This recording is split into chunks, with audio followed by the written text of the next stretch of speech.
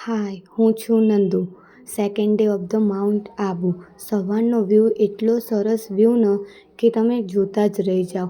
પછી આપણે થઈ ગયા મસ્ત કોઈ રેડી.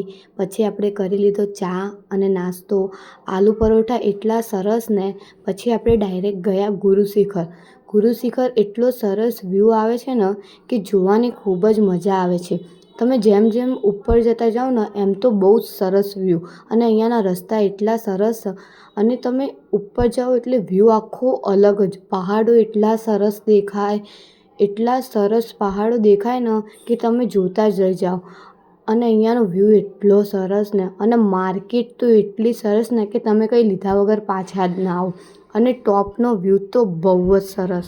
બહુ જ મજા આવી જાય ટોપનો વ્યૂ જોવાનો. પછી આપણે ગયા શૂટિંગ પોઈન્ટ. એવું કહેવાય છે કે અહીંયા ખાસા બધા પિક્ચરની શૂટિંગ થઈ છે. અહીંયાનો વ્યૂ પણ એટલો સરસ ને. અને ફોટા એટલા સરસ આવે ને. પછી આપણે ડાયરેક્ટ ગયા નક્કી લેક. અહીંયાનો વ્યૂ તો એટલો સરસ ને. પબ્લિક એટલી એન્જોય કરતી હોય ને. ફેમિલી જોડે આવી હોય, ફોટા ખેંચાવતી હોય. અને અહીંયાના રસ્તા એટલા સરસ ને કે તમે વોકિંગ કરતા જાઓ ને તો તમારો ટાઈમ ક્યાં જતો રહે ને તમને કંઈ ખબર જ ના પડે.